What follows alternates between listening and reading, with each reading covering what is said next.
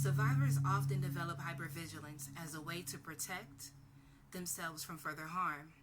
Hypervigilance involves being constantly on guard, scanning the environment for potential threats, and reacting to perceived dangers, even when there is no immediate risk. While this heightened state of alertness can help survivors avoid danger, it can also be exhausting and interfere with their ability to relax and enjoy life. Related to hypervigilance is the need for control. Survivors may attempt to control their environment, relationships, and even their own emotions in an effort to feel safe. And I can relate with that. I can relate to that so much so because with my husband, there have been times when I have become very defensive and he's had to ask me like, why are you so defensive? And I thought to myself, I'm like, you know what? Because I feel like this is the first time that I'm actually able to defend myself. So I'm gonna defend myself. However, he's not the reason why. And that's not fair to him for me to become so defensive. My husband really is he's a voice of reason. He's amazing. He ain't perfect. None of us are perfect.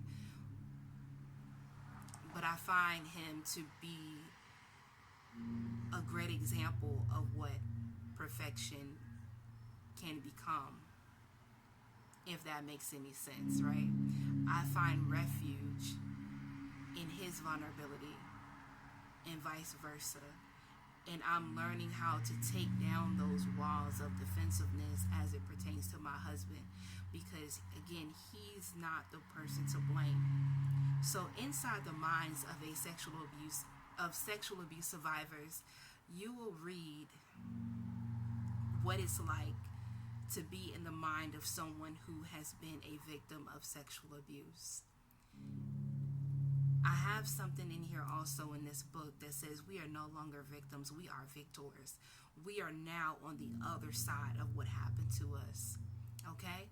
This book will either be of reassurance to those who have experienced sexual abuse, sexual violence as I have, and this will also hopefully provide clarity for those who are trying to understand, like, well, why are they acting this way? Why are they talking like that?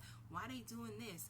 And something just popped into my mind about, here it is, a girl walks into a church, say she's maybe 13, 14, she walk in, she got on like some street looking clothes, like, maybe her breasts are exposed, or maybe it could be a stripper that just got off the shift, but she felt God lead her into some church.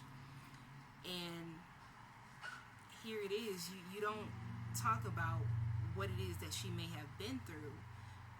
You'll talk about where it is and how she looked right now in the present moment, disregarding anything that she's had to go through, anything that she had to fight against or fight through.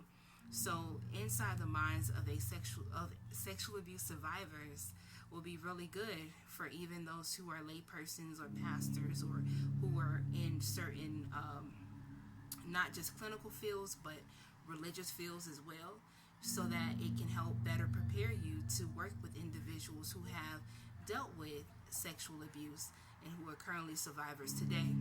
Let me continue. This can manifest as perfectionism, obsessive compulsive behaviors, or a reluctance to trust others.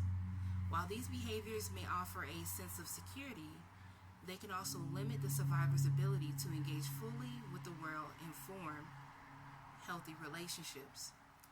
So part of being a sexual abuse survivor, one of the things that you may take on, one of the traits you may take on is being hypervigilant. You always are like trying to, find a way to be in control of a situation. My God. So I definitely want you all to check out my newest book, Inside the Minds of Sexual Abuse Survivors. The link is in the bio, along with some other great material. Currently working on some more projects, so go ahead and show your support.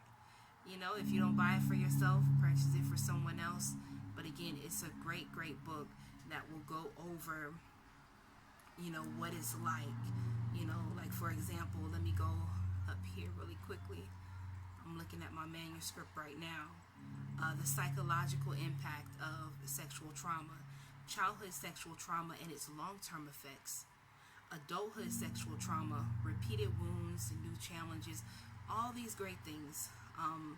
And it will even show you how to be an ally, how to support those who have dealt with both maybe even past and even present sexual trauma. Thank you for watching Suppressed Wounds, Redemption and Recovery, when suppressed wounds begin to heal. Talk with you soon. Check that link out.